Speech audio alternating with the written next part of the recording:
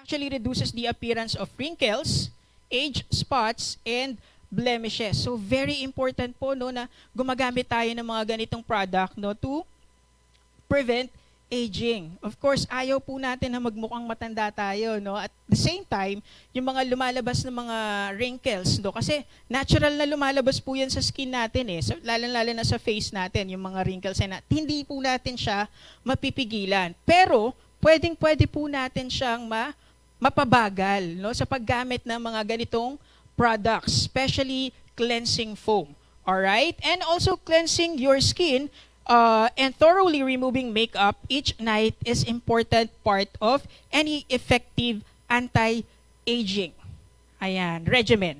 Okay? So sabi dito, tama nga naman no, na pag gumagamit tayo ng mga kung ano-anong makeup the whole day, of course kailangan pa rin natin siya no, bago tayo matulog or bago tayo mahiga no, sa kama natin. Kailangan nililinis pa rin natin yung face natin or yung katawan natin. Bakit? Kasi kapag hindi natin siya tinanggal or yung mga tinanggal yung mga makeup na nandun sa mukha natin, doon nag-start or doon nag-generate ng mga bacteria. That's why nagkakaroon ng mga pimples or redness ng skin dahil hindi natin nalilinis ng maayos yung ating mukha. But of course, with the use or with the help of cleansing foam, of course, mape-prevent na po natin yung ating mga pimples or mga skin problems. Right? Ayan. Lalo na yung mga teenagers, no?